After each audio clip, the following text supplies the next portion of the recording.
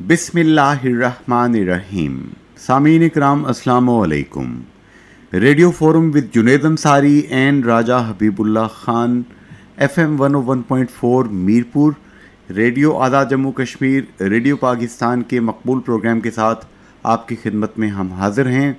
हमेशा की तरह आज का मौजू असर हाज़िर में पाई जाने वाली गुफ्तगू जो आप करना चाहते हैं, सुनना चाहते हैं, जिस पर मालूमात हासिल करना आपका शौक़ होता है। आज़ाद जम्मू कश्मीर में अदम बर्दाश्त की सियासत और मकबूजा कश्मीर में हड़ताल की कॉल। जैसा कि आप जानते हैं कि आज़ाद जम्मू कश्मीर कानून साज असम्बली के अंदर एक इंतहाई नाखुशगवार वाक़या उस वक्त पेश आया जब अपोजिशन लीडर पीपल्स पार्टी के रहनुमा सीनियर पार्लियामेंटेरियन चौधरी लतीफ़ अकबर के मुतालिक जो सरदार तनवीर इलियास खान वज़ीर आज़म आज़ाद कश्मीर ने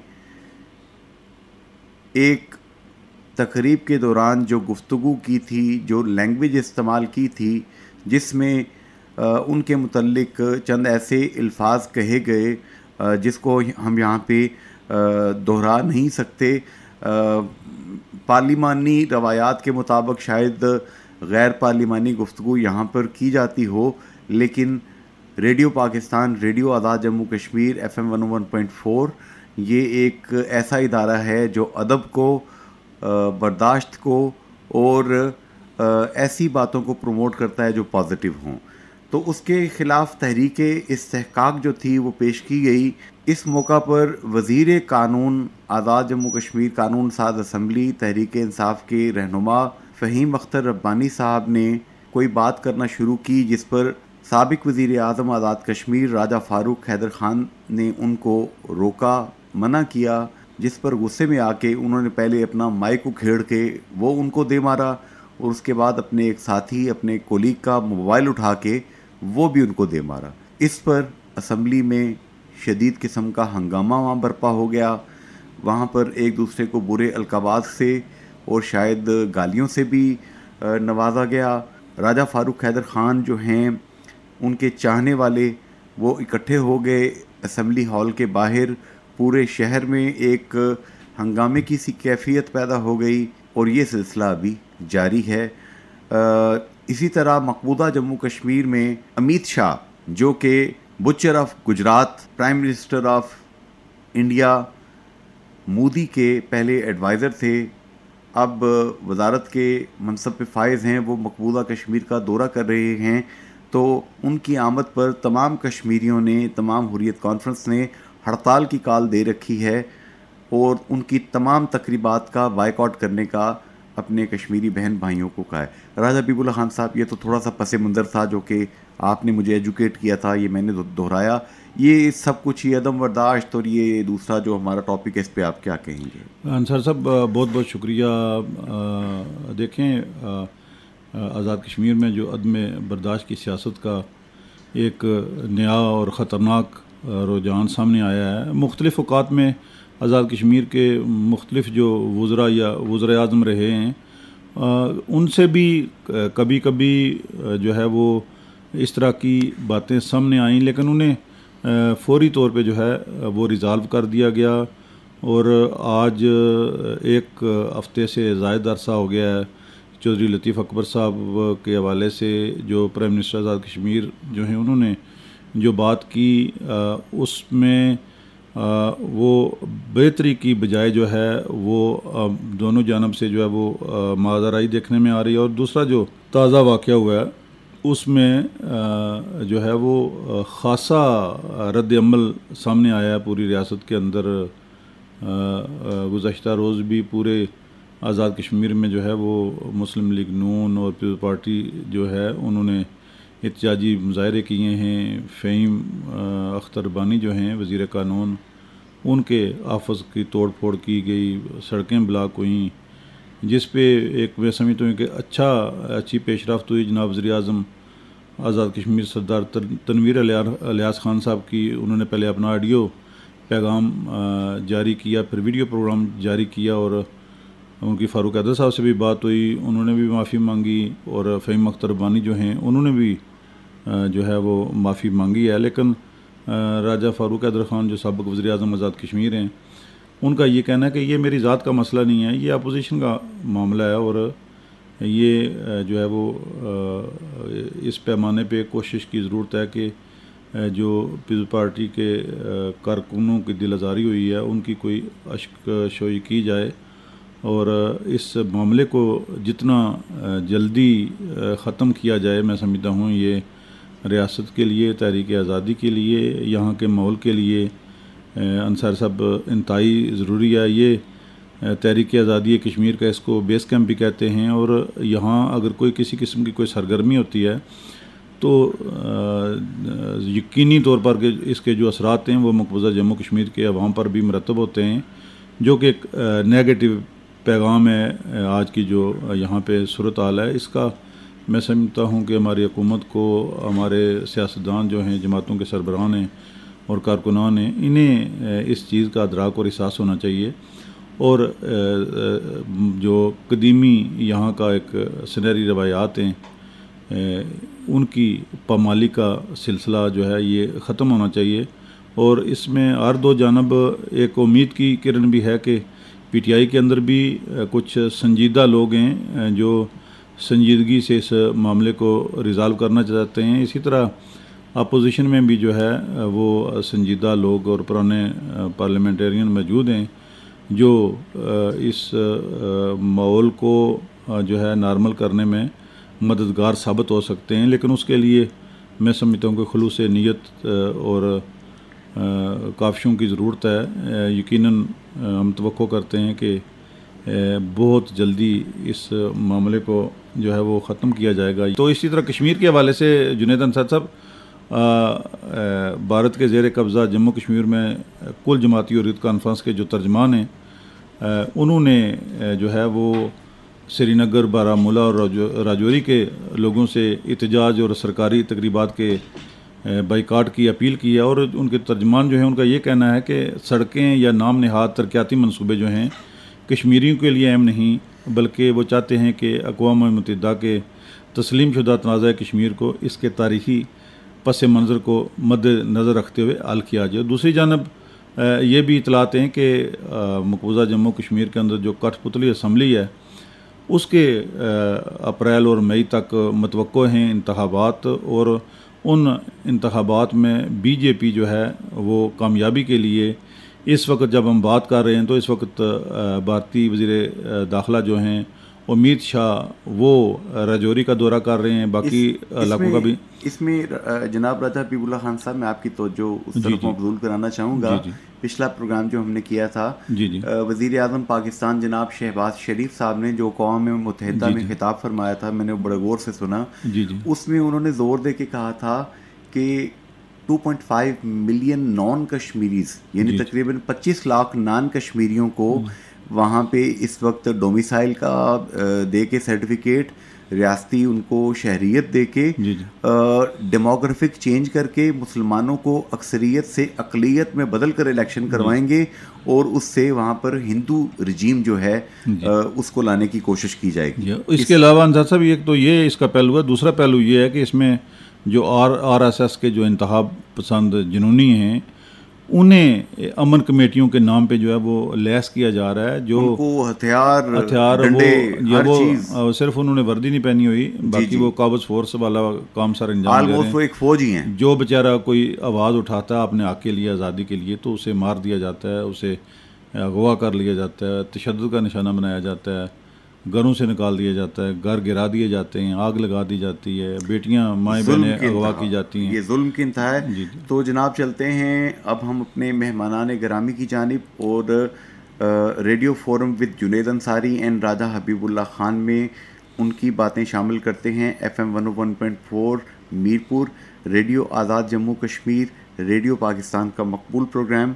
चलते हैं पहले मेहमान की जानिब। जी सामीन, इस वक्त हमें ज्वाइन किया है जनाब राजा मंसूर ख़ान साहब ने, जो कि वज़ीर आज़म आज़ाद जम्मू कश्मीर सरदार तनवीर इलियास ख़ान के दाएं हाथ पे बैठते हैं, दस्ते रास्त इनको कहा जाता है। जनरल सेक्रेटरी हैं पाकिस्तान तहरीक इंसाफ आज़ाद कश्मीर के, और जो प्राइम मिनिस्टर का अमल दरामद कमीशन है, मुआयना कमीशन है, इसके भी सरबराह हैं। मंसूर साहब, ये जो इस वक्त असम्बली के अंदर कल वाक़या पेश आया, बल्कि ये वाक़यात का एपिसोड है।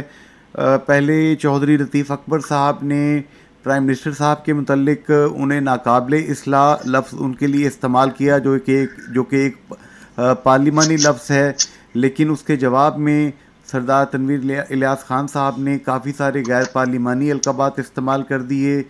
फिर तहरीक इस्तेहकाक की कोशिश, और फिर साबिक वज़ीर आज़म राजा फ़ारूक हैदर ख़ान साहब को माइक और मोबाइल मारने की एक हरकत वज़ीर कानून साहब की तरफ से।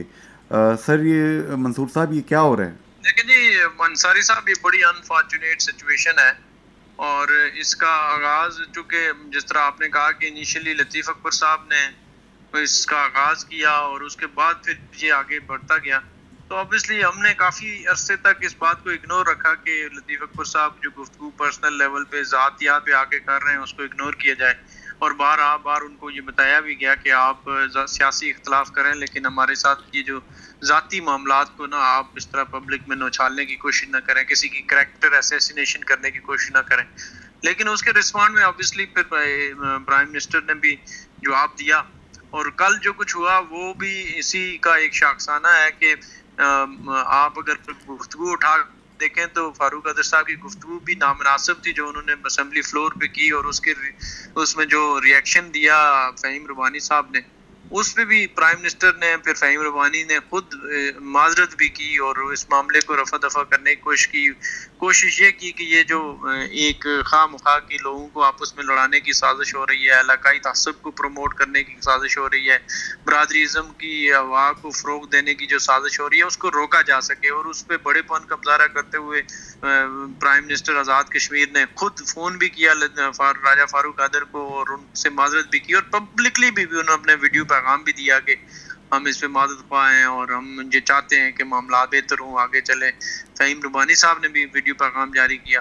तो इससे बढ़ के और क्या होगा कि दो अहम लोग अगर बड़ापन का मुज़ाहरा करके, हालांकि हमारे कारकुन ये सोच रहे हैं कि हमारे साथ ज्यादती हुई है, वो इस हक में नहीं थे जो कुछ हो रहा है, जिस तरह अपोजिशन हमारे साथ कर रही है, करने की कोशिश कर रही है, जिस तरह हालात को और हमारी जमहूरी मैंडेट को गैर मुस्तकम करने की कोशिश कर रही है, वो तो खुद मतलब हमारे कारकुन हमें कहते हैं कि जी आप क्यों डिफेंसिव होते हैं। लेकिन हम चाह रहे हैं कि रियासत का बिजनेस चले, रियासत ने हमें मैंडेट दिया हुआ है, हम लोगों के लिए काम काज करें, लोगों के लिए आसानियाँ पैदा करें। लेकिन अपोजिशन इस वक्त चूँकि जिस तरह पाकिस्तान में अंदर एक PDM हुकूमत की हुकूमत आई है, तो उनका ये ख्वाब था कि वो आज़ाद कश्मीर में भी अवामी जो मैंडेट है उस पर शब खून मारेंगे, वो उनसे हो नहीं पा रहा, तो वो काफ़ी बुखलाहट का शिकार हैं, और वो इस तरह जो इस वक्त जो कुछ हो रहा है वो उसी का ही एक जो कह लें कि काइंड है। अच्छा, इसमें राजा मंसूर खान साहब मुझे एक चीज़ बताएंगे, आपने जाहिर है कि इलेक्शन खावड़ा में आपने चौधरी लतीफ़ अकबर साहब के मुकाबले में लड़ा था। सरदार तनवीर इलियास खान साहब वज़ीर आज़म साहब ने भी ये ओपनली बात कही, मैंने वो वीडियो भी देखी जिसमें आप उनके लेफ़्ट हैंड पे बैठे हैं और वो कह रहे हैं कि वो सीट राजा मंसूर खान साहब की थी, लेकिन कोई साजिश हुई और वो सीट जो है हमारे जनरल सेक्रेटरी साहब को हरा के तो लतीफ़ अकबर साहब को दे दी गई। मैं इस बहस में नहीं पढ़ता, लेकिन अभी ये जो आपने बात कही कि राजा फ़ारूक हैदर ख़ान साहब ने भी कोई असम्बली में कोई नामुनासिब कलमात कहे, ज़रा आप बता सकते हैं कि क्या उन्होंने कहा था फ़हीम अख्तर रबानी साहब को? उन्होंने एक तो फ़हीम अख्तर रबानी के वालिद साहब पे से मंसूब बात करके फ़हीम अख्तर के हवाले से जो बात की वो इंतहाई नामुनासिब थी। अगर मैं समझता हूँ कि इस तरह की बात अगर मेरे हवाले से या किसी और के हवाले से भी हो, वो भी इसी तरह के रिएक्शन करने पे मजबूर हो जाएगा। लेकिन फिर भी फ़हीम रबानी की जो मैं कहता हूँ कि उन्होंने बहुत ही बड़ेपन का मुजाहरा किया कि उन्होंने वीडियो पैगाम में ओपन जाके कोशिश की कि क्योंकि हम इस वक्त ये हमारी ज़ात का मसला नहीं है, मसला ये है कि हमारी जो लोग हैं वो आपस में ना टकराएं। हम नहीं चाहते कि मुजफ्फराबाद या पूंछ की कोई बात करे, हम नहीं चाहते कि कोई राजपूत, गुजर या सुदन की बात करे। हम चाहते हैं कि हम एक पुरअमन लोग हैं, हमारा एक मखसूस माहौल है। आज़ाद कश्मीर का खिता बड़ा इस मामले में मशहूर है कि हमारे यहाँ एक बड़ी ज़बरदस्त रवादारी का एक निज़ाम चल रहा है। तो वो डिस्टर्ब ना हो, उसके लिए हमने कोशिश की है। हम हुकूमत में हैं, हमारे पास अवामी मैंडेट भी है और हमारे पास हुकूमत भी है।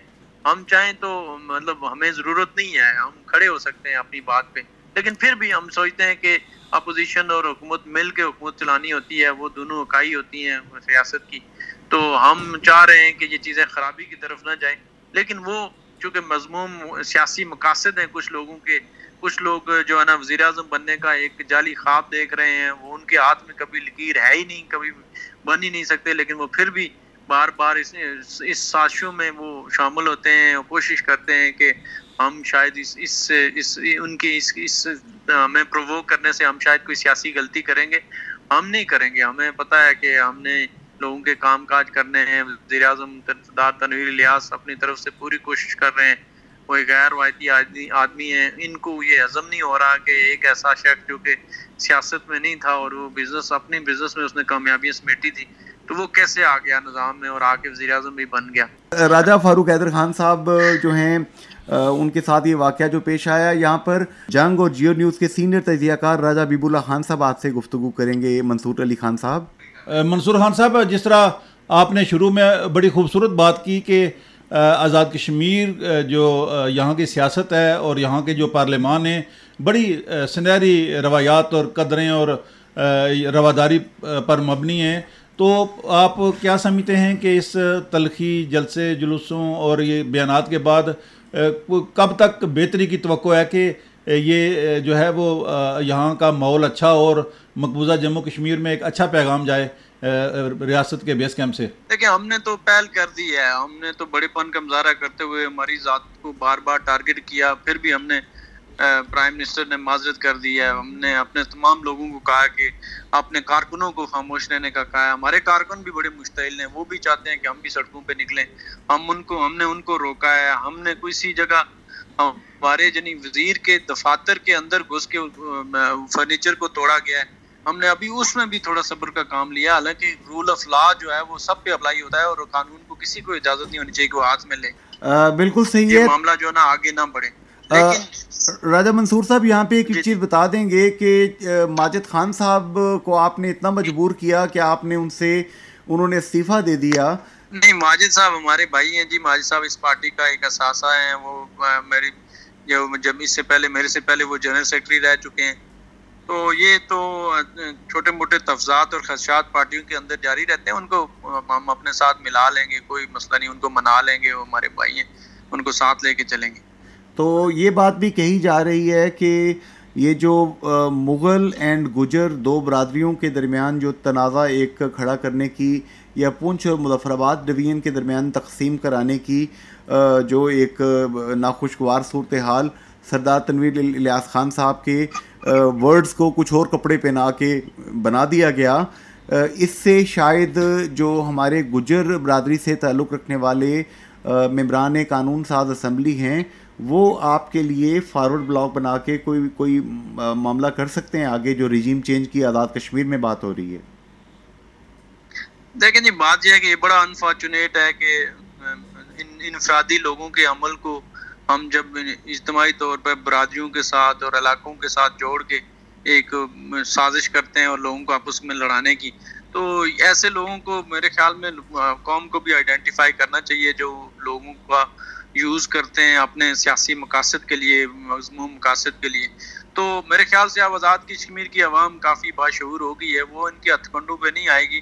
बाकी जो है, अगर बरादरी के नाम पे कोई पार्टी के अंदर फॉरवर्ड ब्लॉक बनाएगा तो वो मेरे ख्याल में पंजाब के अंदर जो हमारे 25 लोटे हमें छोड़ के गए थे उनका अंजाम देख ले। इमरान खान साहब ने मुजफ्फराबाद जलसे में भी खुल के ललकार के लोगों को कहा है कि आगे से जो है आज़ाद कश्मीर के लोगों को कहा है कि कभी लोटों को वोट ना देना, और वो उसका अमली मुजाहरा जो है ना 17 जुलाई को पंजाब के इलेक्शन में सामने आया है। बहुत बहुत शुक्रिया जनाब राजा मंसूर अली खान साहब, आपने वक्त दिया, बड़ी मेहरबानी सर। Thank you. बहुत शुक्रिया जी, बहुत शुक्रिया।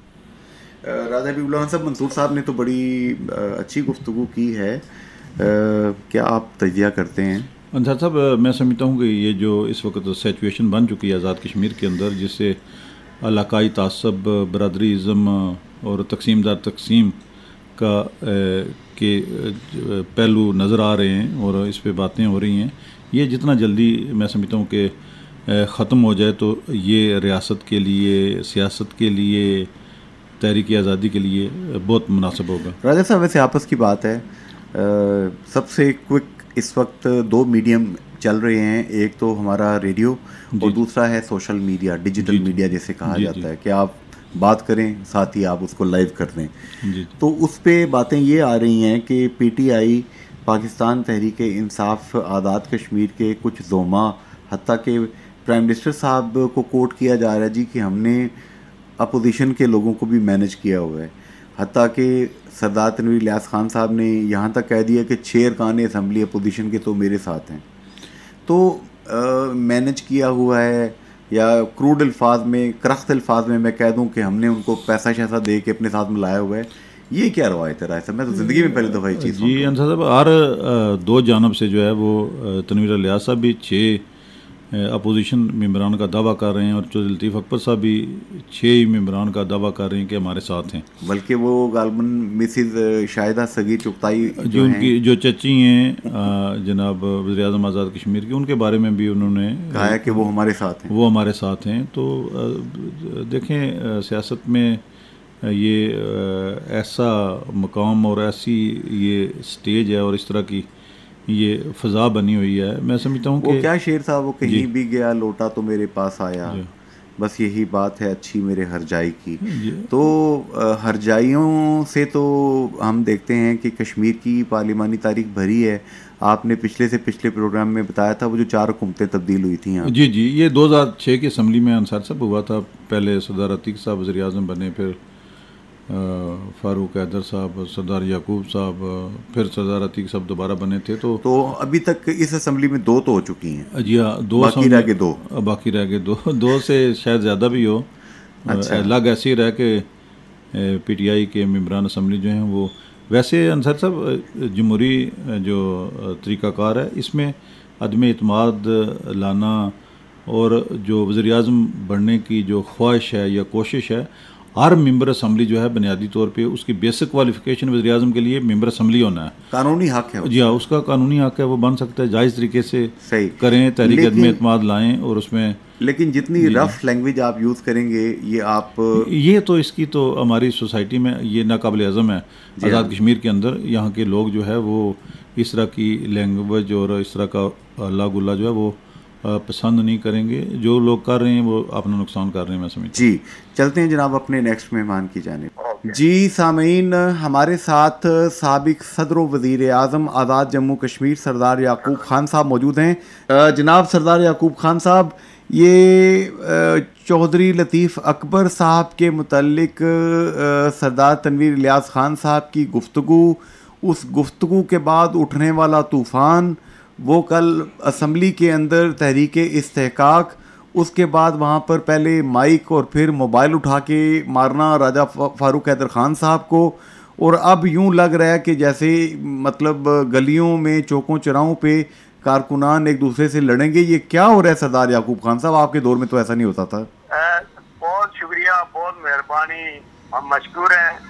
देखें, ये रियासत जम्मू और कश्मीर ये बड़ा ऐसी सरमीन थी कि जहाँ इज्जत एहतराम के रिश्ते बहुत ज्यादा थे। सियासत अपनी जगह पर थी, नजरियात थे, मगर हमेशा एक दूसरे के साथ इज्जत एहतराम का रिश्ता कभी कम नहीं होने दिया।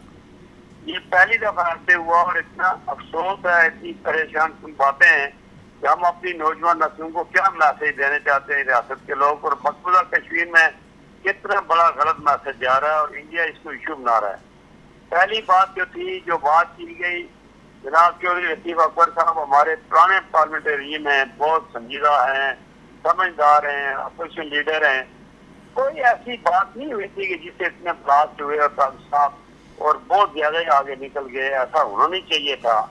मेरी हमेशा से कोशिश ख्वाहिश रही कि राम साहब के लिए हमेशा दुआ भी करता रहा और कोशिश करता रहा कि ये अपना वक्त पूरा कर सकें, मगर समझ से बात बाहर है कि क्यों ऐसा किया गया। बगैर ये कोई ऐसी बात भी नहीं थी चौधरी लतीफ़ अकबर की।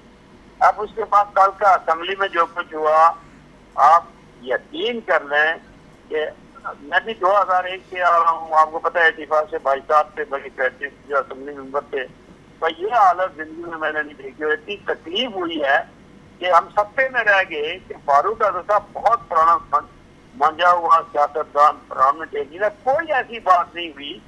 ओवरऑल बात हुई इस बात पर भी कि ये लतीफ अकबर साहब की भी बात थी, और फिर कुछ जो ऐसे गरीब जो छोटे 1-2 ग्रेड के लोग थे उस पर फारूक अब्दुल साहब ने कहा कि यार इन लोगों को आप फारग ना करें, इसको ये तरीका को बातें हो रही थी। और उसके बाद मेरी ख्वाहिश थी, आप यकीन कर लो, ये बात सारी मैंने की थी एक दफा ऑल पार्टी कॉन्फ्रेंस में, इस्लामाबाद में जो तारिक फारूक और ये मंजूर कादर के लिए जो हुआ था वहाँ पर जलसा, तो मैं सोच रहा था कि 1-2 मिनट के बाद बात हो जाए, मैं खड़ा हो जाऊंगा और मैं कोशिश करूंगा कि मैं प्राइम मिनिस्टर साहब क्योंकि अजीजदारी भी है, और मैं चाह रहा था कि इस मसले को आज मैं क्लोज करूंगा, कोई रास्ता निकालूंगा इंशाल्लाह। असेंबली के फ्लोर पर बात अचानक से वो हमारे नौजवान है, अजीज है, वो फहीम रब्बानी साहब मिनिस्टर है, पता नहीं उनको क्या हुआ, पीछे से तो मनसूबाबंदी है, किसी ने ये कहा हुआ है कि यहाँ पर खामियां पैदा करें।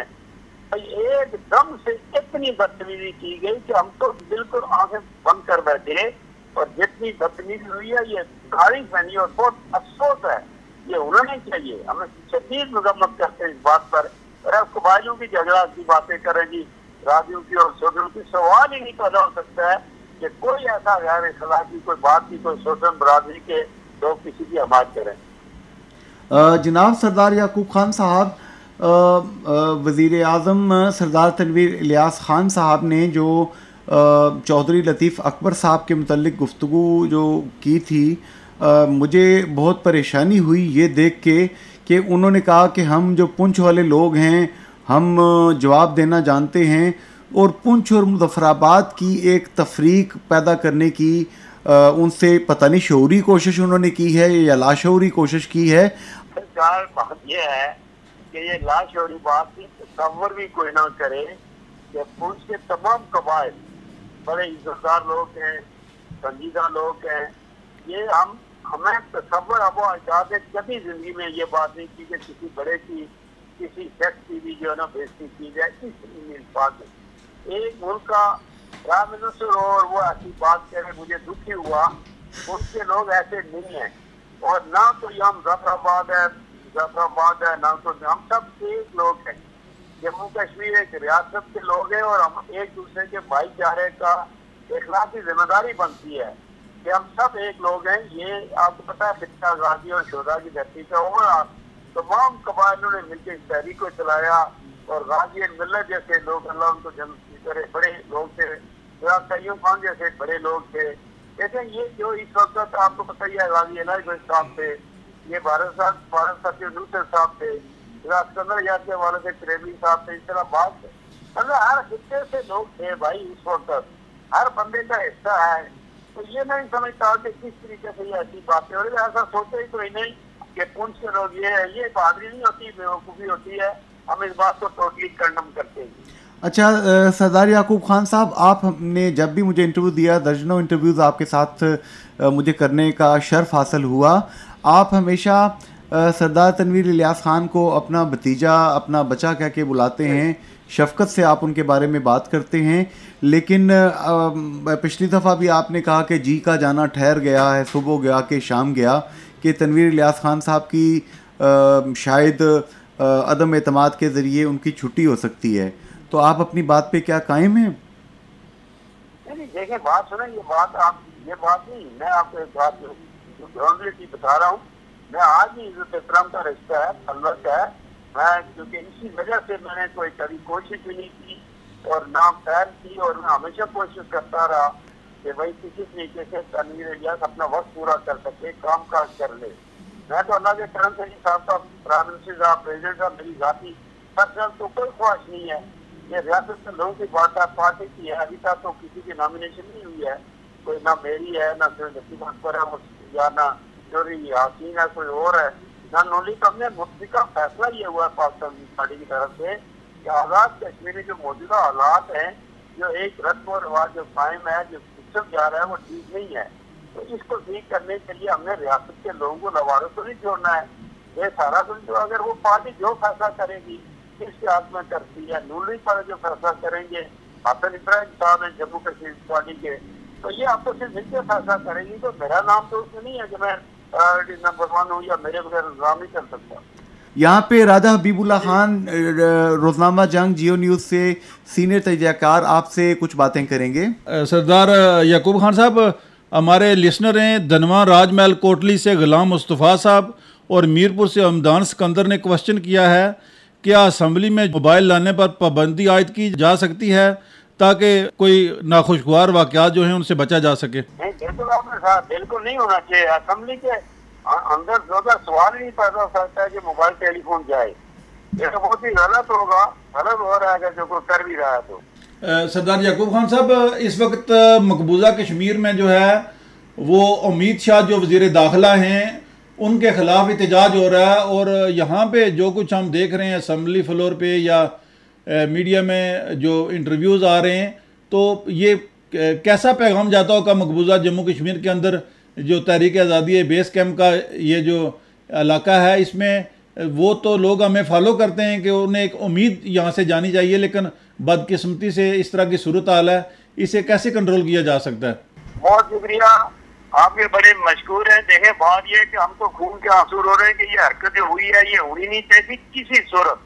मकबूजा कश्मीर के भाई बहन वो हमारी तरफ देख रहे हैं, और जिस तरीके से वहाँ पर जो अंत मचा हुआ है, जो जुल्म हो रहा है, तो हम बेस कैंप के लोग से यहाँ से स्ट्रॉन्ग मैसेज जाना चाहिए, और इंशाल्लाह जाएगा भी। आपस में कोशिश कर रहे हैं कि इत्तेफाक के साथ होके असेंबली के फ्लोर से भी हो, बाहर भी इकट्ठे होके, तो ये मैसेज हम जाएंगे। हम आपस में जो मर्जी कर लें, मगर हुर्रियत कॉन्फ्रेंस और मकबूजा कश्मीर के भाई बहनों के साथ हम खड़े हैं जी। वहाँ कोई कंप्रोमाइज नहीं है, कोई नजरियात नहीं है। हम कश्मीर के लिए, कश्मीर के लोगों के लिए हमारी जाने भी जाए तो हमें खुशी होगी।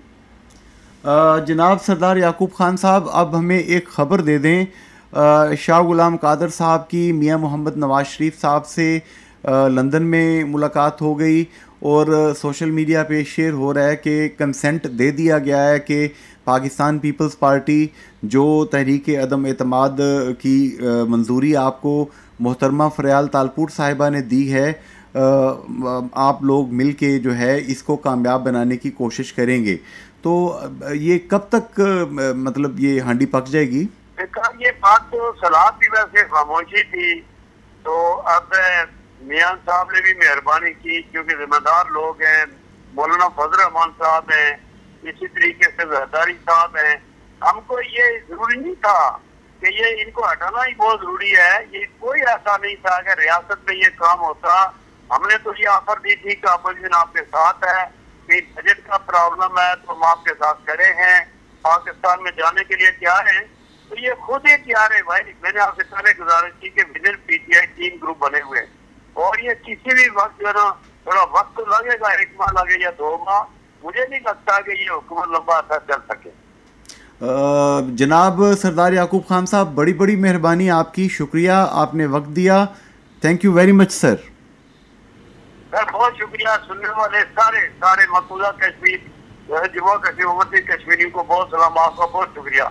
Welcome sir. मशहूर है आपके। Welcome sir. बहुत शुक्रिया जी। राजा हबीबुल्ला खान साहब, जी का जाना ठहर गया है, सुबह गया या शाम गया, क्या कहते हैं? जी अंसर साहब, ये जो तफरीक, तकसीम और दिगर जो अमल हैं बेहक वक्त ये चल रहे हैं, और इनका भी ये कहना है कि किसी वक्त भी जो है वो तहरीक अदम इत्माद जो है लाई जा सकती है। और ये बात बड़ी वाज़ेह है कि तहरीक अदम इत्माद जो है वो जो पीटीआई के मेंबरान असम्बली हैं उनकी शमूलियत के बगैर जो है वो मुमकिन नहीं है।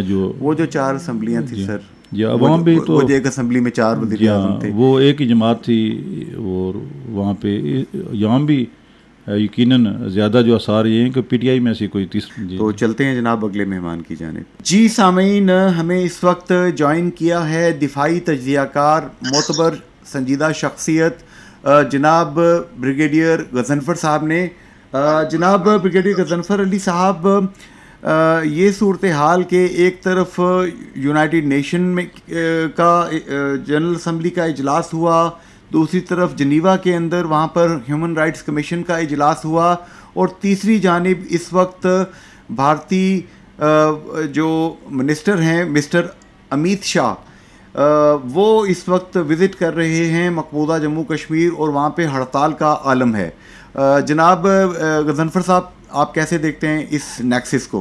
बहुत अहम टॉपिक है, और जैसे कायद आज़म रहमतुल्लाह अलैह ने फरमाया था कि कश्मीर जो है वो पाकिस्तान की शहर है। तो ये शहर जो है, ये हम दूर तो कश्मीर से बैठे हुए हैं, कश्मीरी अवाम से भी दूर बैठे हुए हैं, लेकिन ये तमाम के तमाम उनका जो दर्द है वो हमारे दिल में बड़े बहुत क्लोजली और बड़े इंटीमेटली धड़कता है। अब आपने जो 3 चीज़ों की तरफ जो इशारा किया है, पहली बात तो मैं आपको अमित शाह के हिसाब से जो आपने कहा है उसमें मैं ये क्लैरिफाई कर दूं आपको कि अमित शाह, नरेंद्र मोदी, अजीत कुमार डेविल और इस किस्म के बीजेपी के जितने लीडर हैं वो बुनियादी तौर पे दहशतगर्दी की पैदावार है। वो दहशतगर्दी में पले हैं, दहशतगर्दी में उन्होंने जन्म दिया है। और वो जो आरएसएस जिसको बुनियादी तौर पे हिटलर और मैसलिनी के ख्यालात से मुतासिर होकर बनाया गया था, और हेजवर जिसने इसको क्रिएट किया था, उसकी किताब उठाकर पढ़े तो उसका पहला चैप्टर ये कहता है, प्रीफेज ये कहता है कि इंडिया में जो भी लोग रहेंगे they will have to get converted to Hinduism. ये हिटलर ने भी नहीं कहा था, मैसलिनी भी नहीं कहा था। हिटलर ने एक नेशनलिज्म का नारा दिया था, लेकिन उस वक्त वो जंग की सूरत हाल में जा रहा था। अब ये इंडिया जो है ये सेकुलर और डेमोक्रेसी का जो है वो क्लेम करता है। तो इसमें दुनिया का सबसे बड़ा दहशतगर्द जो है वो नरेंद्र मोदी, जिसके अंदर हिटलर की और मैसलिनी की रूह है, जो इंसान का खून पीने पे बिलीव करता है, जो इंसान को मारने पे बिलीव, और उसका डिप्टी है अमित शाह, और उनका एक बगल बच्चा है, उनकी एक नाजायज औलाद है अजीत कुमार डेविल, जो कहता है कि मैं पाकिस्तान के अंदर भी अब ये नेक्सस है। आपने विजिट की बात की, विजिट तो नरेंद्र मोदी ने भी कश्मीर का किया था, अगर आपको याद हो। वहां उसने कोई 9 बिलियन का पैकेज दिया था अपने पहले दौर में कि यहाँ इंटरनेट लगाएंगे, होटल लेके आएंगे, ये करेंगे, वो क्या वो पॉसिबल हो गया? वो पॉसिबल क्यों नहीं हुआ? वो पॉसिबल इसलिए नहीं हुआ कि कश्मीर में एक बड़ी डिग्निफाइड, एक बड़ी बाइज्जत, इंडिजीनियस, कश्मीर के अंदर से उठी हुई राइट ऑफ सेल्फ डिटर्मिनेशन, खुद मुख्तारी की तहरीक चल रही है, जिसका सिंबल जो है सैयद हजरत अली गिलानी थे, जिनकी डेथ हो गई, और उनकी लाश से इंडियन फोर्सेस डरते थे, उसके नजदीक नहीं आते थे, इतनी बुज़दिल फौज है। यासीन मलिक को तिहाड़ जेल में रखा हुआ है, आसिया अंद्राबी को, और इस किस्म के और कश्मीर का जो आइकॉन बना, आपको पता है, यंग लीडर था जो कश्मीर का आइकॉन। तो ये अमित शाह विजिट कर ले, नरेंद्र मोदी विजिट कर ले, जो मर्जी कर ले, लेकिन ये किसी तरीके से उस तहरीक के उस खून को नहीं दबा सकते, जो खून कश्मीर के हर कमरे में, हर घर की दीवार पे, हर सड़क पे, हर चौक पे, शुपिया में, श्रीनगर में, बनिहाल में, आप वैली में जिस जगह मर्जी चले जाएं, वहां ये खून लिखा जा रहा है। जब खून लिखा जाता है तो तहरीके दबती नहीं है। अब ये चीजें रिलेट होनी चाहिए दुनिया के अमन से। दुनिया के अमन से क्यों नहीं रिलेट हो रही? क्योंकि अभी आपने रेफरेंस दिया यूनाइटेड नेशन में जो ह्यूमन राइट्स काउंसिल उसका 51st सेशन था, 51वां सेशन था, और वहां पे एक अपना वर्ल्ड मुस्लिम कॉन्फ्रेंस के बिहाफ पे जो है वो तकरीर की, और बड़ी अच्छी तकरीर की। उनके जो प्रेसिडेंट है फरहद कियानी साहब, जो यूके के प्रेसिडेंट है, उन्होंने बताया कि कश्मीर के अंदर टॉर्चर हो रहा है, उन्होंने बताया कश्मीर के अंदर सडक्शन हो रही है, उन्होंने बताया कश्मीर के अंदर अगवा हो रहा है, उन्होंने बताया कश्मीर के अंदर लोगों को जेलों में रखा जा रहा है। यासीन मलिक एक मिसाल है तिहाड़, और इस तरह की बेताशा चीजें। कश्मीर, इंडिया और इजराइल दुनिया में 2 ममालिक हैं जो निहायत ही बदनाम और निहायत ही जलीलाना किस्म की, कमीनी किस्म की, थर्ड क्लास किस्म की हरकतें करते हैं। इंडिया और इजराइल दुनिया में सिर्फ जो 10 साल से कम उम्र बच्चों को अपनी जेलों में रखते हैं। इजराइल में से 400 बच्चे पैलेस्टीनियन कैद हैं, और कश्मीर में इंडिया ने श्रीनगर हाईवे के ऊपर एक जेल बनाई है जहां पे उन्होंने 10 साल से कम उम्र के बच्चों को कैद किया हुआ है। कोई 220 बच्चे हैं जो आज इंडिया की कैद पे हैं, जिनकी उम्र 10 साल से कम उम्र है, जिनको पत्थर फेंकने के जुर्म में वहां लेके गए। औरतों का जो वहां पे रेप हो रहा है, आपको पता है, वहां पे एक यूनिट थी 4 राजपूताना राइफल, जिसने ह्यूमन राइट्स काउंसिल कहती है 100 औरतें, एमनेस्टी इंटरनेशनल कहती है 75 औरतों को एक लाइन में खड़ा करके एक सुबह के वक्त उनके वालिद उनके बच्चों के सामने उनको रेप किया था। उसका कोई केस नहीं बना। एक केस बना था जो इंडिया की अदालत ने खारिज कर दिया। तो ये जो कुछ यूएन की असेंबली में काउंसिल, ये तमाम चीजें रिकॉर्डेड हैं। ये ह्यूमन राइट्स वॉच ने रिकॉर्ड की हैं, ये एमनेस्टी इंटरनेशनल ने रिकॉर्ड किया है, ये वर्ल्ड काउंसिल ने रिकॉर्ड किया है। ये कश्मीर के अंदर एक ऑर्गेनाइजेशन है, आपको पता होगा, डिसअपीयर्ड लोगों के लिए जो है वो उनकी इन्वेस्टिगेशन करती है। उन्होंने इन्वेस्टिगेशन की तो 4 जगह से ऐसी खबरें मिली जिसमें जो मास ग्रेव थी, जिसमें 100-200 बंदों को जो है वो दफन किया गया था। तो ये चीजें पॉइंट आउट हुई हैं और ये चीजें सिर्फ दुख की बात ये है कि इन हकाइक के होने के बावजूद और कश्मीर के अंदर जुल्म को जारी करने के बावजूद कश्मीर के अंदर आज 14 ह्यूमन राइट्स वायलेशन लॉ लगे हुए हैं। Arm forces special power act, अपना J&K public security act, Kota और इस तरह के, जिसके लिए वो इंडियन आर्मी किसी भी कश्मीरी को पकड़ के बंद कर सकती है और 1 साल तक उसको जेल में रख सकती है without informing the civil code. तो ये जो चीजें, मैं दुख की बात ये है कि दुनिया में इस वक्त जिन लोगों की हुकूमत है, उधर वो जो क्लैश ऑफ सिविलाइजेशन में जो मुसलमानों की और क्रिश्चियंस की जो एक डिवाइड चल रही है दुनिया में इस वक्त, जो इवन जो यूनाइटेड नेशन सिक्योरिटी काउंसिल का जो सेक्रेटरी जनरल है, उसको नहीं पता है क्या हो रहा है। वो अंधा है, उसको किस चीज के पैसे पे किए जाते हैं, इतना बड़ा ओहदा उसने किस लिए रखा हुआ है। लेकिन क्या कोई सुनाई हुई? ये सुनाई सिर्फ इसलिए नहीं हो रही कि कश्मीर में मुसलमान आबाद, वो मुसलमान जो डेडिकेटेड मुस्लिम्स हैं, वो मुसलमान जो अपनी आज़ादी के लिए लड़ रहे हैं, वो मुसलमान जो अपने खून का सौदा अपनी धरती के लिए करने के लिए तैयार है। जनाब ब्रिगेडियर गजनफर अली साहब, यहाँ पर सीनियर तजियाकार राजा हबीबुल्लाह खान साहब आपसे सवाल करेंगे। जी ब्रिगेडियर साहब, इस वक्त जो है वो मकबूजा जम्मू कश्मीर में जो है भारतीय वज़ीर दाखिला उम्मीद शाह जो है उनके दौरा के मौका पे कुल जमाती हुर्रियत कॉन्फ्रेंस की कॉल पर इस वक्त श्रीनगर, बारामूला और राजौरी के लोग जो हैं वो सरापा एहतजाज हैं और उन्होंने सरकारी जो तकरीबात हैं उनका बाइकाट कर दिया है। और बुनियादी तौर पे इतलात के मुताबिक अप्रैल मई में जो कठपुतली असम्बली है मकबूजा कश्मीर की, उसमें बीजेपी अक्सरियत हासिल करने के लिए जो है वो तरक्याती फंड्स के नाम पे जो है वो ये चक्र करना चाहती है कि किसी तरह से उन्हें वहाँ पे अक्सरियत हासिल हो। तो भारत के क्या अज़ाइम हो सकते हैं और इससे क्या जो है वो मसाइल जन्म ले सकते हैं? साहब, ये जो आप बात कर रहे हैं ये कोई आज की बात नहीं है। आपको पता है कि इससे पहले एक सबसे पहली बात तो आपको ये बताना चाहूंगा कि यूएस कमीशन है on international religious freedom, USCIRF, इसने अपनी एक रिपोर्ट अप्रैल 2022 में कही थी जिसमें उसने इसको कश्मीर को कंट्री ऑफ पर्टिकुलर इंटरेस्ट जो है वो करार दिया था। वहाँ पे जो नस्ल कुशी हो रही है यानी एथनिक क्लेंजिंग जो हो रही है, कि उन्होंने पहले ही जैसे सिटीजनशिप एक्ट जब खत्म किया था उसके बाद उन्होंने इन तमाम इलाकों में जो आप जिनका आप जिक्र कर रहे हैं वहाँ पे उन्होंने ये जो वहाँ पे गवर्नर जो है मनोज सिन्हा गवर्नर है IJ के, उनसे ऊपर वो वहाँ का जो डेमोग्राफिक स्ट्रक्चर है वो के लिए शुरू कर दिया था और उसपे उन्होंने जो हिंदू डोमिनेटेड जम्मू है वहाँ पे जो IJ की असेंबली है वहाँ पे उनकी सीटें बढ़ा के 37 से बढ़ा के 43 सीटें कर दी थी और सिर्फ एक सीट थी जो उन्होंने मुस्लिम मेजॉरिटी के लिए ऐड की थी। कश्मीर की वैलियों में, कश्मीर वैली में जहाँ पे 46 है सिर्फ एक मुस्लिम मेजॉरिटी ऐड की थी और 6 सीटें जो जम्मू में उन्होंने ऐड की थी और एक कश्मीर में ऐड की थी। इससे आप देख लीजिए कि हिंदू कम्युनिटी को कितने एडवांटेज दिया।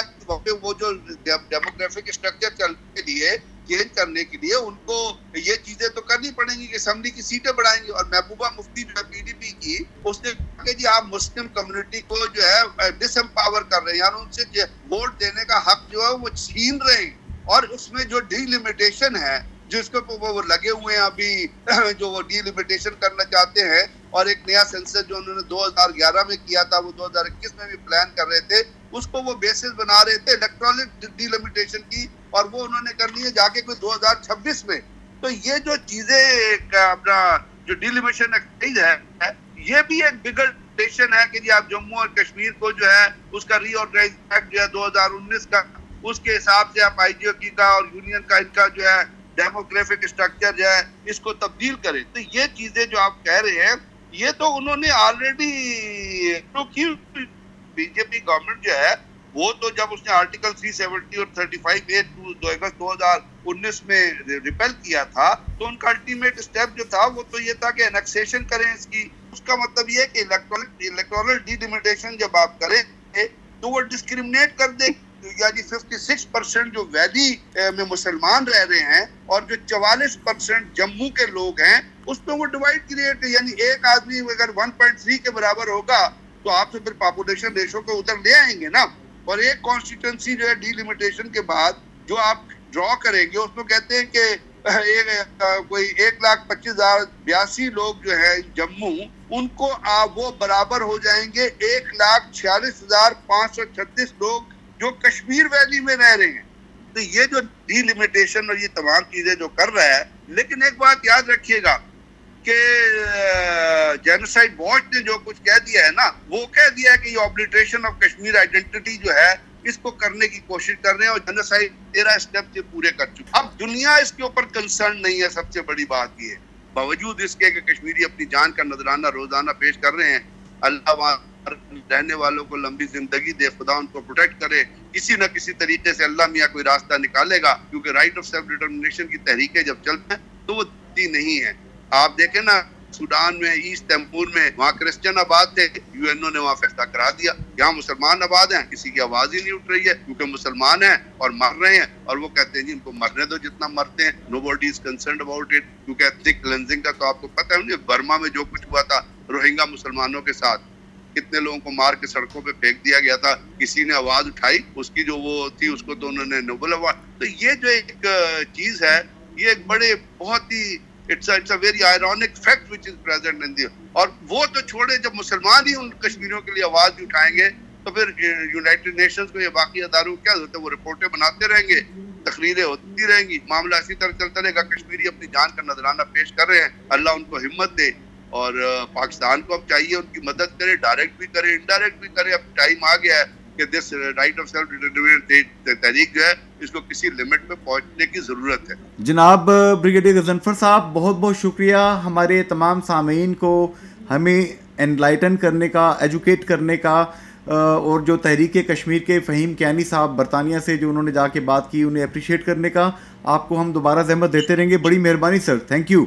जी राजा बीबुल्ला खान साहब, मैं चाहूँगा प्रोग्राम को आप कंक्लूड करें।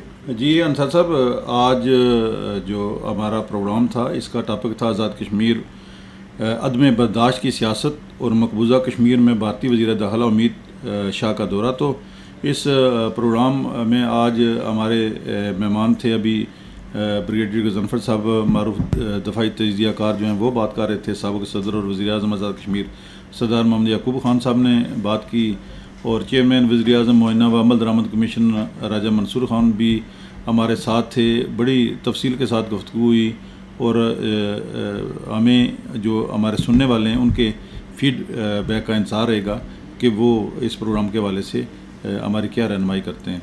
जी आज के इस प्रोग्राम से हम इस उम्मीद के साथ और दुआ के साथ इजाज़त चाहेंगे कि तहरीक आज़ादी कश्मीर का जो बेस कैंप है ये किसी तूफ़ान बदतमीज़ी, गैर शाइस्तगी, नाजेबा गुफ्तगू, असम्बली के अंदर अजीबो गरीब किस्म की हरकतों का मरकज़ नहीं बनेगा, बल्कि ये वाक़अतन एक ऐसा बेस कैंप बनेगा कि जहाँ पर अपने मकबूजा कश्मीर के बहन भाइयों की आज़ादी के मुतालिक गुफ्तगू और अमल के बारे में सोचा जाएगा। आज के प्रोग्राम से इजाज़त चाहते हैं। फ़ी अमान अल्लाह, हाफ़िज़, गुड बाय।